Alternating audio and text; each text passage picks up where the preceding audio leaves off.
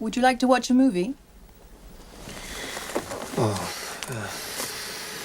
no, thank you. Would you consider the cinema of the Caribbean?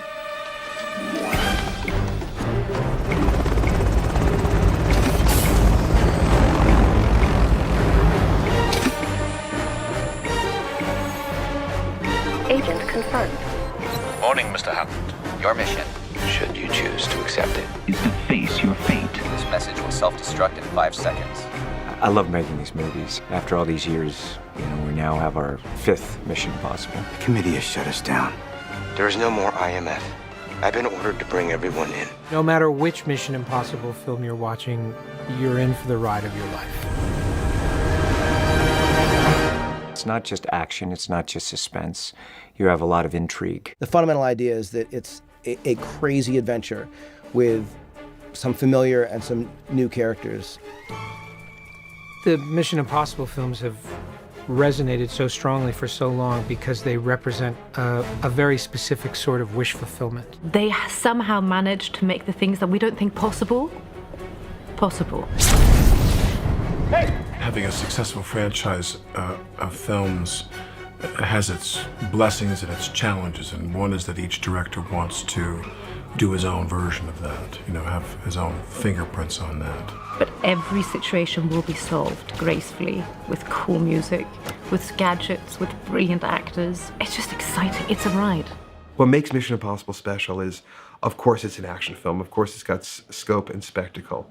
But Mission, unlike any other movie, has as its own an expectation of misdirect, both plot and character. One of the things that Tom decided early on was he wanted different directors to be doing each one. He wanted them to have their own kind of life. So while there is a kind of continuum of spy genre, which is a successful and sort of robust, long-lasting genre, the Mission Impossible series, each one has sort of had its own kind of focus. What I realized when I sat down to actually work on the franchise, when I analyzed all the movies put together, in each and every instance, Ethan Hunt is able to do superhuman things, but he is not superhuman.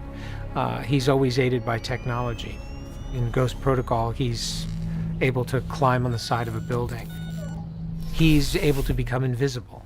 But in each and every one of those things, there's a very specific technological advantage that allows him to do it, that makes it feel like it's almost real and that anyone could do it. We're constantly pushing the bar with storytelling, with characters, and definitely with the sequences. Tom brings a real sense of humor to the role. You actually said that out loud. Mission accomplished!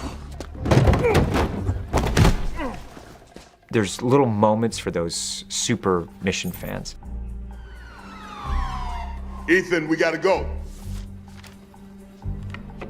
Now an emerging terror organization known as the Syndicate. We are the Syndicate, Mr. Hunt. One of my favorite ones, which real Mission Impossible fans of the series will get, is when Ethan phones Brandt at the beginning of the film. You see a switchboard operator and you hear Ethan say, Western Europe unsecured. And he goes, designator, and Ethan goes, Bravo, Echo, 1-1. And then Ethan gets through to Brandt and he says, Go secure. If you watch the first Mission Impossible film, when Ethan's team are killed and he gets on the phone, he says, Central Europe unsecured. And the guy on the end says, Designator. Bravo, Echo, 1-1. Switching. And then the guy picks up the phone and he goes, Go secure. Okay, go ahead. But you're seeing the other side of the conversation in this film.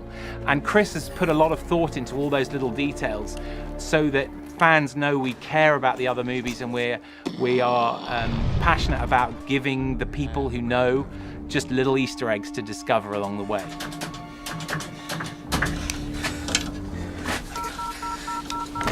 StatCom 7. Central Europe unsecured. Designator. Bravo, Echo, 1-1. Connecting. This is Brent. Go secure. Okay, go ahead. This is Ethan Hunt. Request immediate extraction. What happened? You know, when we do these films, there's no actual template that we have to follow. I mean, the fun of making these movies with Tom is that he goes to the directors and he says, You can do anything you want. Let's just try and have a heist in the movie. We're constantly trying to push ourselves and do some things that were different. In this case, we started talking about the underwater sequence. It really does feel like what I know Chris McQuarrie wanted to do, which is sort of have it be a little bit of a greatest hits version of Mission Impossible.